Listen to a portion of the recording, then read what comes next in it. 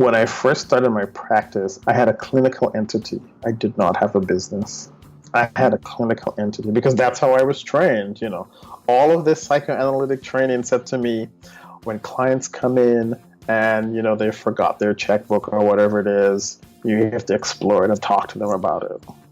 My business sense today says, okay, dude, you need to pay me. Right? That's just it. My life has become so much easier once I have started thinking like a business owner and an entrepreneur. And you know what? Clients respond to it. This is Therapist Clubhouse, a podcast for private practice entrepreneurs. I'm Annie Schusler. This week, I'm talking to John Edwards, a private practice entrepreneur in Oakland, California. Listen as he talks about figuring out who his right fit clients are and developing an entrepreneurial mindset. Welcome to Therapist Clubhouse. It's really good to have you, John. Thanks for asking me and having me. Absolutely. So I want to talk to you about your entrepreneurial journey. And who do you like to work with in your private practice? So that has actually evolved over the years. Mm-hmm. I've always had a very tiny private practice with like maybe 3 or 4 people. Mm-hmm. And I always sort of called it my spending money. Mm-hmm. So I couldn't go on vacation while I had a full-time job. And so with that, I sort of did this sort of generalist approach, right? So whoever came to me and wanted to have therapy, we do it. Since I've gone into full-time private practice, I have narrowed it down and it continues to evolve a little bit, but I still kind of like working with people that are chaotic. Mm-hmm. And when I say chaotic, I mean, they have so many things going on. They have a son that's using drugs and they have an aunt that's perhaps bipolar and they're in this job that's, where they're being treated really poorly. And so they're just stressed on multiple levels. And so I like folks that come in and be like, I don't know what to do. Oh my God, I feel like pulling my hair out. And I go, okay, well, first let's just calm down. Yeah, just talking to you before we started recording, you're very calming. And so it sounds like those stressful situations, you really want to help with them, but they don't stress you out. No, they really don't stress me. I mean, I know for some people, which is fine, that'll be like, oh my gosh. That's a superpower. That's great. Yeah, thank you. That's kind of the folks that I work with. And a lot of folks have just been experiencing a lot of little T traumas. Mm-hmm. In their jobs and, in their families, and they don't necessarily realize that. And they don't necessarily realize that, that is what is contributing to their distress. Mm-hmm. And, and difficulty to cope. I'm like, well, yes, if your brother is using drugs and your mom is constantly giving away the rent money to bail him out or whatever it is, well, yes, and that's happening, every 3 or 4 months. That's going to be stressful. It is stressful. Yeah. And just helping people understand the reality of it, that no, you're not losing your mind. That is stressful. Yeah. And so those are kind of the folks that I work with. And the sort of specialty areas are anxiety. So some people get really anxious because of those kinds of situations. Some people get really depressed. Mm-hmm. So I do anxiety and depression. And then some people develop eating disorders. Mm. The 3 areas that I do are anxiety, depression, eating disorders, and then of course a lot of people have issues with I call it addictions on my website, mm-hmm. Although it's so many people don't really fall into true sort of DSM diagnostic category for addiction. They have problematic use of. That's the other population that I work with. And then I am a certified Gottman Method couples therapist, which I really enjoy. Yeah, so I am too. I'm a certified Gottman Method therapist too. And there aren't that many of us. So I'm excited to talk to you about this. Yes, there are not that many of us. And, interestingly enough, I was the first Black certified Gottman Method couples therapist. Mm-hmm. I like to say in the universe, just in case just in case there's nothing else going on in this universe. And what I have noticed is that, I mean, I know it's a very involved, a very expensive process. And so I think that's part of why there aren't that many certified Gottman Method therapists. What made you want to go through the whole process? Well, I remember seeing John Gottman in 60 Minutes in like 1991 or something. Mm-hmm. And I thought, this guy's onto something. But I never really did anything after that. And actually, most of the trainings that I did after that, because I lived in New York City, and New York City is very psychoanalytic. When I came out of healthcare and I was doing child protective services, I sort of realized, I'm like, wow, a lot of these folks just, if we could have the parents' relationships stabilize, the kids are actually going to be okay. Because so much of the stuff was just the lot of trauma and difficulties that the parents were having real difficulty managing, which would then unfortunately get, transferred onto the kids. And so that's kind of where it started percolating in my brain. I'm like, I should probably get some training. And then I just started, I'm like, oh, I have an address book that I have from 1992, believe it or not, that it's the paper kind with the, yes. Old school. Yes, old school. So I have it there, and it's got some addresses in there, and in that it has a little fold in the side, and in the fold in the side was the notes I took from that 60 Minutes John Gottman segment, and I thought, let me check it out. Yeah, so 2014, I decided, all right, I'm actually going to do it, and I just decided. I took my level 1 in February with Sam Garanzani. And so I did that in like February, and then I went up to Seattle and did my level 2 in March, and then I did my level 3 in October. So I kind of blasted through it. In 2015, I got certified. And you also offered a 1-day retreat for LGBTQIA identified couples. Do you plan to do it again? What was it like? It was not. So it was canceled because, interestingly enough, I didn't get any registrations. And that happens so much more than people know. I know. So that's one of the things that in my entrepreneur journey that I am learning how to do differently and hopefully more successfully. So I just listened to Melvin's podcast, his most recent podcast, where he talked to his solo podcast, where he talked about, and for people that are listening to this, so this is Melvin from sellingthecouch.com, and he talked about shiny objects. Yeah. I have a lot of shiny objects, and so my shiny objects was, I'm going to do a workshop for LGBTQ couples, and I still believe that there's a need for that. And I'll tell you a brief story. So when I was doing my Art and Science of Love training, so you have to attend the Art and Science of Love workshop as a participant. And so I attended with a friend of mine, and we were sitting, and so I'm like, dude, I'm single, like I need you to help me out. He's like, sure, no problem. So we go to the workshop, and we're sitting, and then there's this couple behind us. And during the break, the woman says to me, she says, do you guys exchange clothes? And I thought, wait, what? What's happening here? What? So I understand the assumption, the initial assumptions, right? This is a couples workshop. She assumed that, that my friend that I was with, that we were a couple. I get that. I don't have a problem with that. Yeah. But then to assume that we exchange clothes, I'm like, where is that coming from? So not only that, I always say I'm 5'11" and a half because I never got to 6 feet. So I'm 5'11" and a half, and my friend is about 5'9". My friend has probably about 3% body fat on him, and the rest is muscle. I, on the other hand, probably have about 3% muscle, and then the rest is fat. So just physically looking at us, there is no way that we would be able to, exchange clothing. Yeah.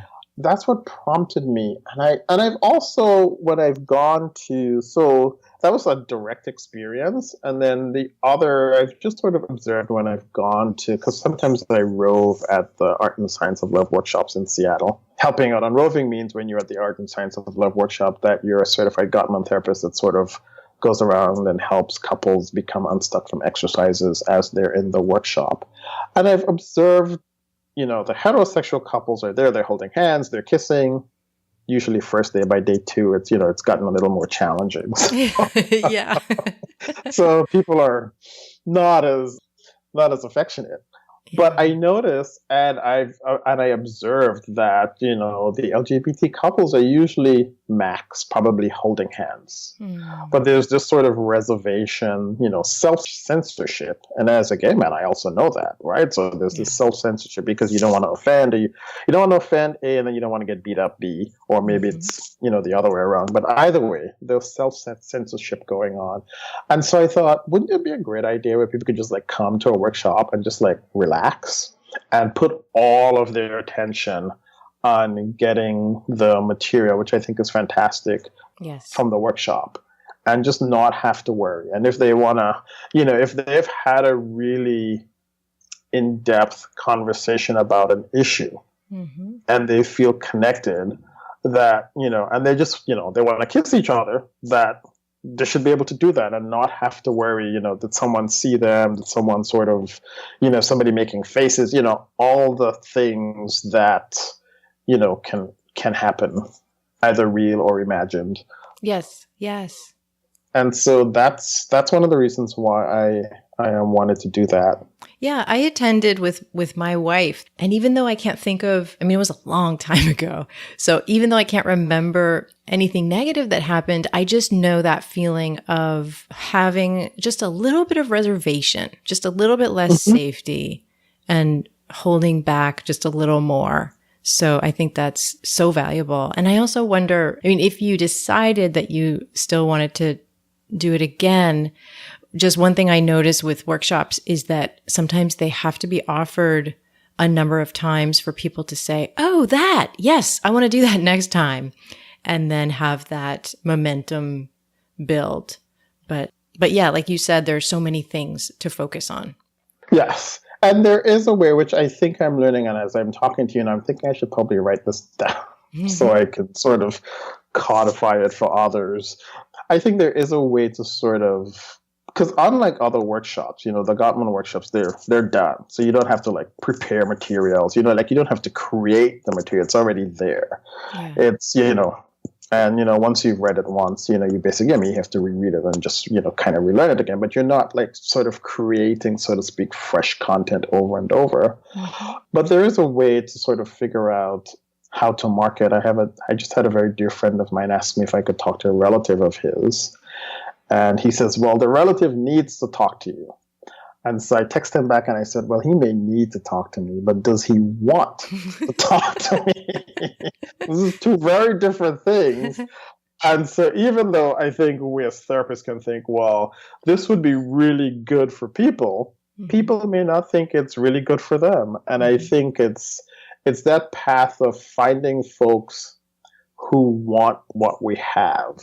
And I know there are people out there that want this and need this, and that they're overlapping. It's just finding that pathway to get the information out to say, hey, this is what you're looking for, and I'm offering it. That's right. Yeah. Well, keep me posted, because I would love to let people know about it if you do it again. Sure. In your practice, what is the breakdown of percentage of couples versus individuals usually? I would say it's probably about 80% individuals and about 20% couples. And part of it is because I'm a Black man and I take insurance, and sometimes I have a hard time saying no.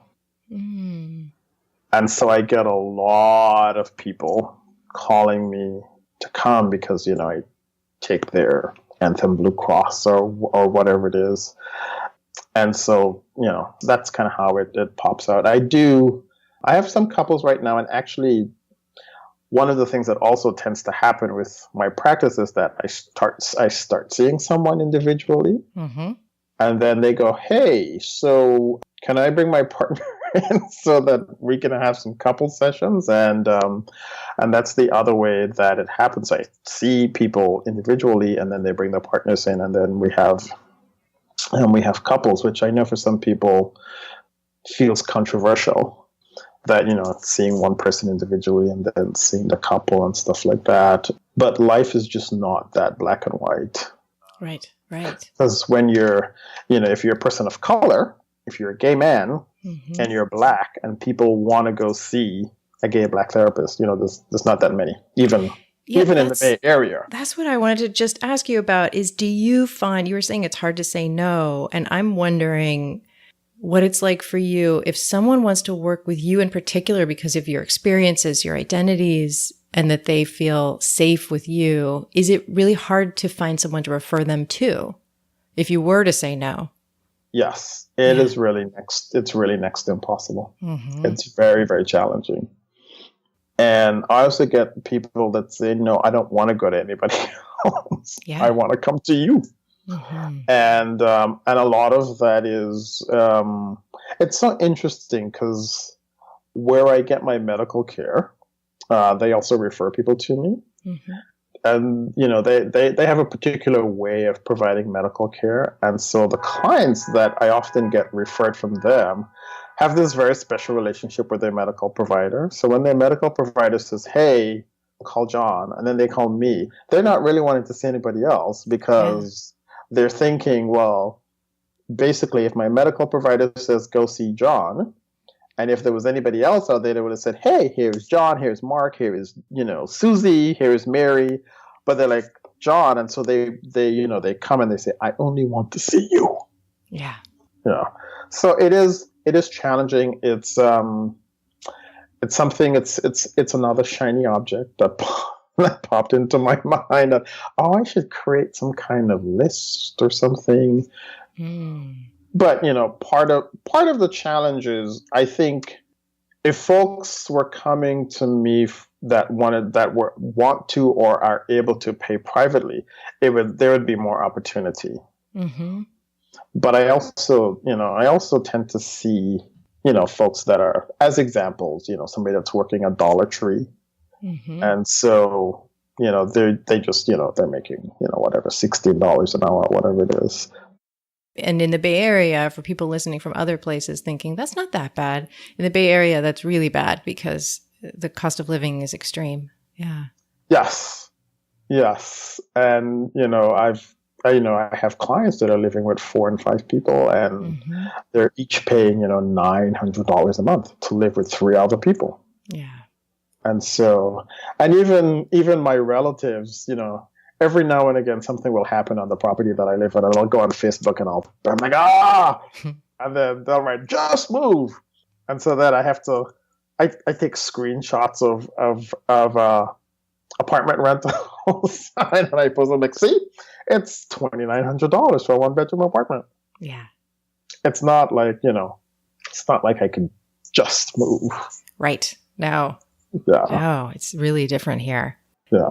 How do you run your business in terms of how many sessions a week you like to have in your therapy practice and what your fees are? It's probably not good entrepreneurial advice. I'm a work in progress, people. And it's okay to be a work in progress. Yes, it is. I think the important thing is to just figure out where you are and where you would like to be. Mm-hmm. And, because one of the things that happens is, and it's really what you want, not what other people think you should have. That's right. And so I say that as to say, so like, this is my experience. So I see roughly between 28 and 32 people a week. So it depends. But I'm also single and I have no kids and I don't have a pet. Mm-hmm. So my life is a little different, right? If you have a partner and you have kids, then there are different priorities that then go into making that specific decision. Mm-hmm. But so right now, I see people Monday through Friday. And my Monday through Friday slots are a combination of private pay and insurance. Mm-hmm. Although last week I looked at my schedule and I said, I have to say no. So I just changed my voicemail to say, I don't have any space. And then a potential client got really upset with me because the client said, well, when are you going to have space? I'm like, I really have no idea. Yeah. Like, because nobody's preparing to end right now. Yes. So that was a little bit frustrating for the client, but that's okay. So most of my, Monday through Friday clients are insurance. My practice is about 80% insurance and then 20%, 30%. This is why I'm not a mathematician. No, but I wonder if there's some like Freudian thing going on there where it's like, your practice is a bit over 100% full in a way. It is. But it is over 100% full. Yeah, yeah. So my absolute maximum that I feel comfortable with is about 28 people. Mm-hmm. Mm-hmm. And right now I'm at 32. What's your fee for private pay people? So my fee for individuals is $200, mm-hmm. and then my fee for couple is $300. Great. And I take insurance, and I know people complain about insurance, but I've basically told the insurance companies they need to pay me more money, and the ones that said yes, I'm still on panel with them, and the ones that said no, I'm not. Ooh, that's cool. Any advice about that, about how to hold your ground in that way? Yes, you have to ask. Mm-hmm. And you have to be, it's like buying a car. Mm-hmm. When you go into the car dealership, they're going to. So I think the thing that people forget is that, insurances are contracts. And like every contract, you can negotiate, right? Yeah. If you have you're going to redo your kitchen, for example. And the contractor is going to come in and you're going to say, hey, this is what I want. And then they're going to tell you, okay, fine. And then they're going to say, well, no, this is a load-bearing wall, so you can't do blah, blah, blah. And, but eventually you sort of, you get a mutuality to it, right? So that's a mutual contract. For the most part, insurances are kind of unilateral contracts. They say, this is what you get paid. This is what we want you to do. And then you go, okay. But there's nothing stopping you from saying, I'm still going to do that, but I want to get paid X. Mm-hmm. Mm-hmm. And then, for some that I said that to, they said, well, we can't do X, but we'll do Y. And I go, okay, that's good enough for me. Mm-hmm. And then for others who say no, I say, okay, well, thank you very much. Bye-bye. Knowing that you're willing to walk away seems like a big key. Mm-hmm. Yes, you have to be willing. You have to be willing to either A, to accept the no and continue on as you're going, mm-hmm. or be willing to walk away. And I think what tends to happen for some folks is, the scarcity mindset sets in. And so oftentimes, we have these discussions sort of about, private pay therapists about scarcity mindset. Mm-hmm. But it's also really prevalent with therapists that accept insurance as well. So I always say, look, there are way, way more clients than there are therapists. There just is. Mm-hmm. And so if insurance X doesn't want to give you a raise and you're like, well, if I don't take insurance X, what's going to happen? There are tons of people with insurance B and C that they will come see you. You may have to just do a little bit more work. Mm-hmm.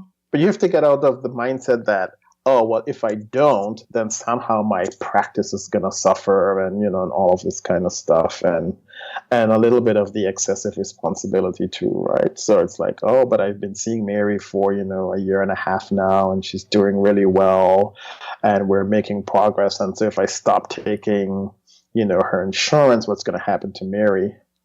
Well, I mean, we just can't be responsible for everything all the time. Yeah. It's a hard decision. I'm not saying it's an easy decision, but we also have to take care of ourselves as well. Yeah. Or we're not going to have anything for our clients. Exactly. Yeah. Yes. As I say to my clients all the time, the ones that have flown, on occasion I say this and folks go, I don't know what you're talking about. You have to put your oxygen mask on first. Yeah. Yeah. before you can help anybody. It says, otherwise we have 2 dead people, right? You got to put your mask on first. Yes.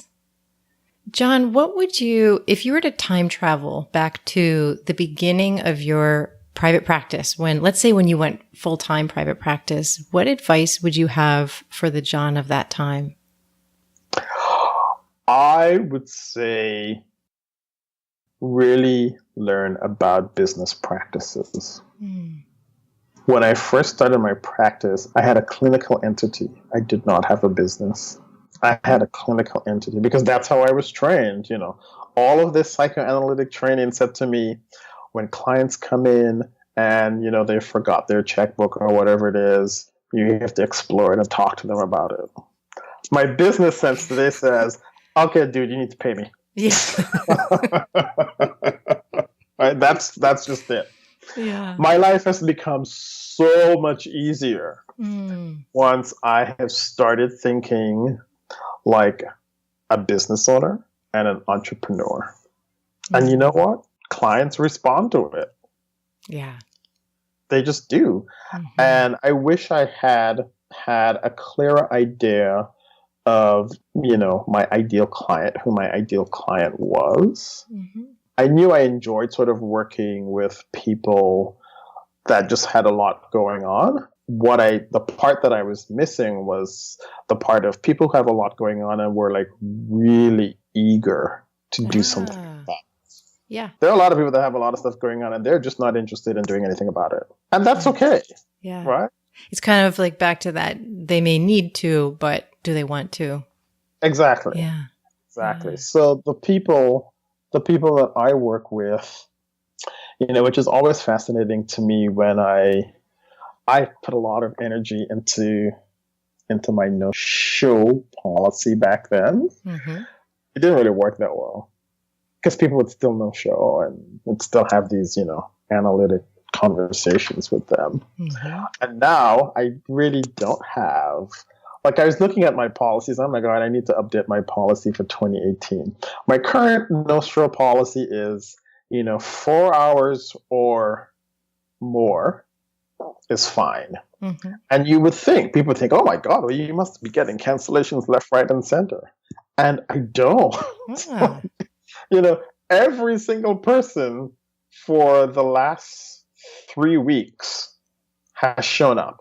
Every single person. And when people don't show up, they're like, I'm sick. Can I come in? And I say, no, you can't come in because I don't want your germs. Stay home. It's okay. So that's what happens when you see your ideal client. Yes. People really, so, the other thing is that people talk about valuing stuff. So yes, people value stuff, but you can't make people value something. They're desperate. They're wanting this particular thing that you offer. And once they start getting it, then they start going, oh, this is great for me.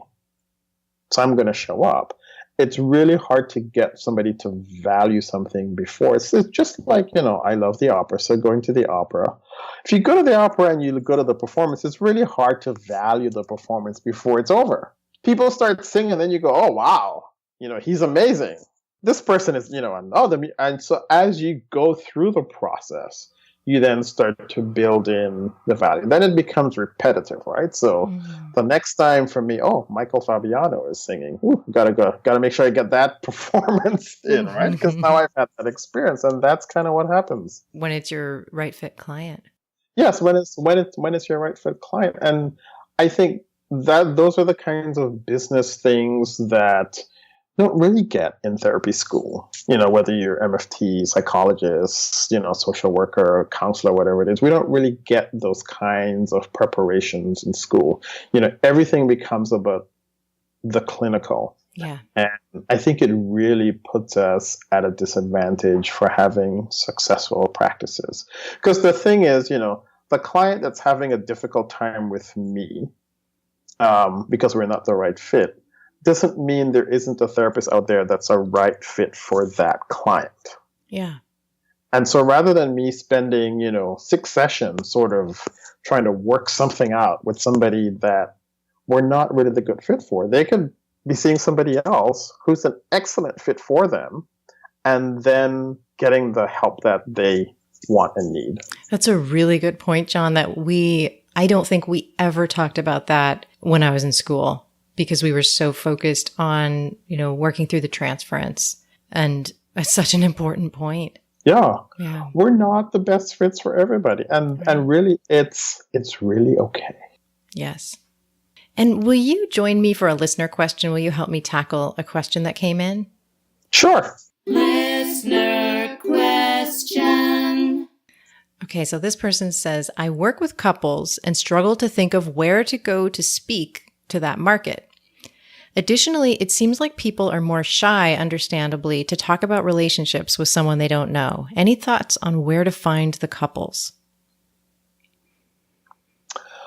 Well, I think it's helpful if you also know the type of couple. So if you identify the ideal couple, right? So are you, which is really difficult, but one popular thing is sort of when there's an affair and infidelity and, that kind of stuff. So is that something that you feel competent and comfortable working with? And then that's who you start marketing to. And one of the easiest ways to do that is you can, if you're video savvy, you can just do a YouTube video and say, 2 or 3 minutes and saying, hey, are you struggling with infidelity? Are you trying to put your marriage back together after or whatever? And you start doing that. You start blogging. And I know there's a lot of, blogging is kind of scary. I know because I've been trying to do it. But really, if you're a good writer and you can write like 500 to 600 words, because there's this thing that says, oh, you got to write 2,500 words and blah, blah, blah, blah, blah. But the reality is that as therapists, we don't have that much competition, right? If you're talking about macaroni and cheese sandwiches, yes, there's 14 million macaroni and cheese sandwiches, recipes and blah, blah, blah, and, that kind of stuff. And if you're trying to talk about pastries or makeup, then there's tons of people doing that. But so we all have at least a master's, which eliminates a significant portion of the population. And then if you narrow it down even further, the people that are in private practice, it's even smaller. So one simple way to do it is if you can just blog about infidelity, or if you could blog about couples that, are having fertility issues. And then what will happen is that when people search on the internet, your blog will come up. And that's kind of how they find you. And the more you do it, you can do a blog, for example, on what happens when you first find out that there are fertility issues. Or you can talk about shame in men when they find out that the fertility issues are with them. That's, and you can probably do a blog for the month of December, a blog a week on what happens when the guy finds out that the fertility issues is with him, right? And all the things about masculinity and all of the stuff that goes along with that.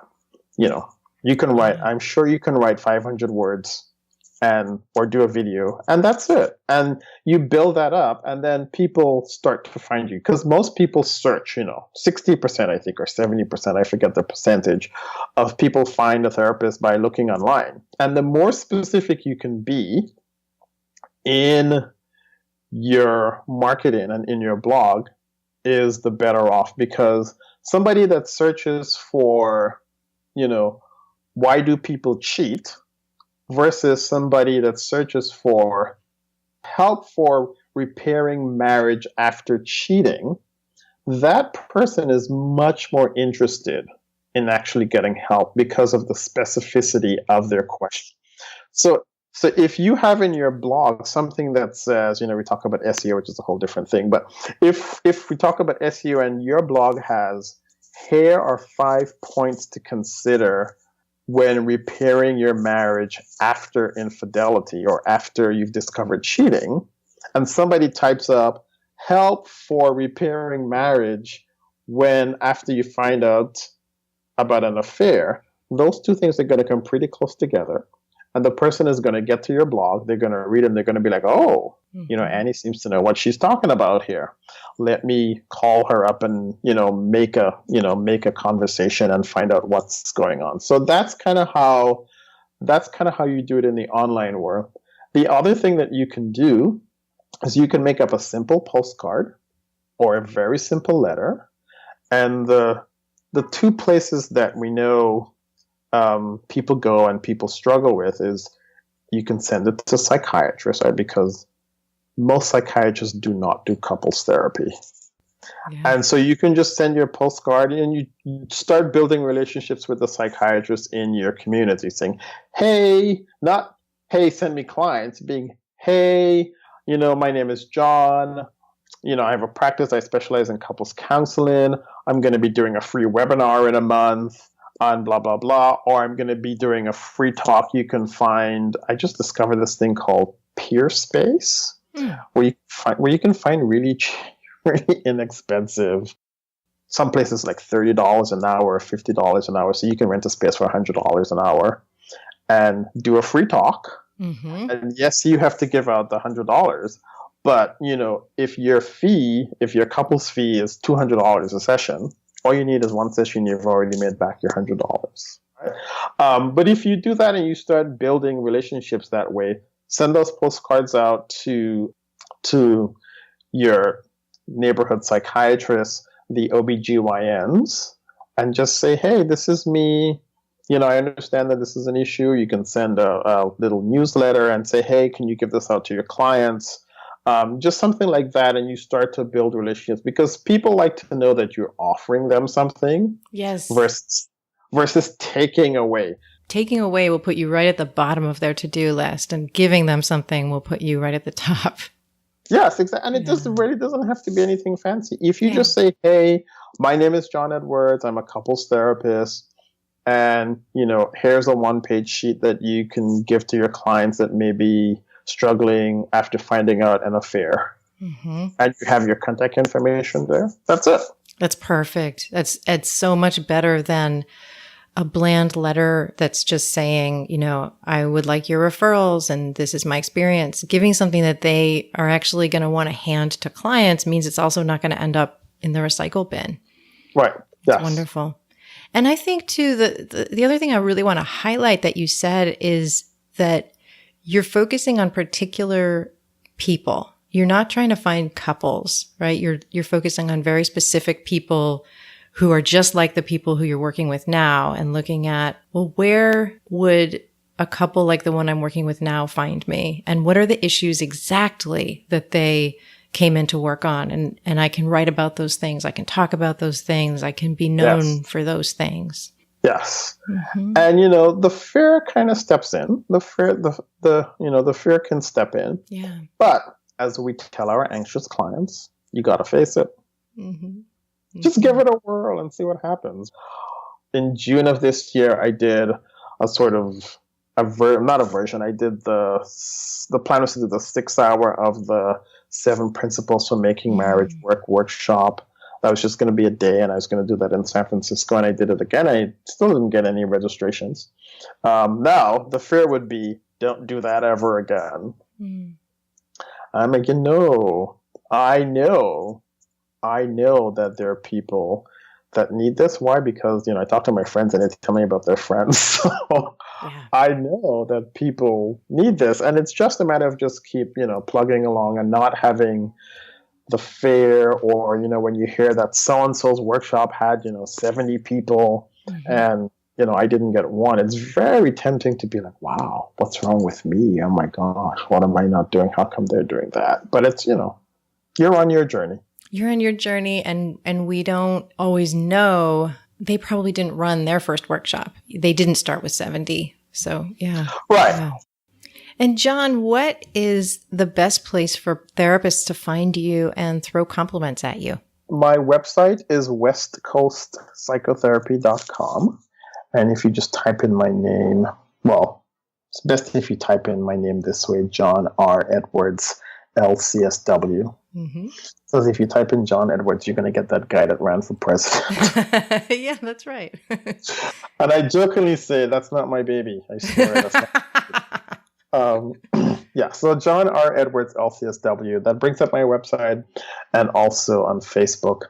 I am starting, or I have started, it's kind of putted out a little bit, but it's a journey. I have a page that I'm going to be converting into a group. It's called LGBT Relationship GPS.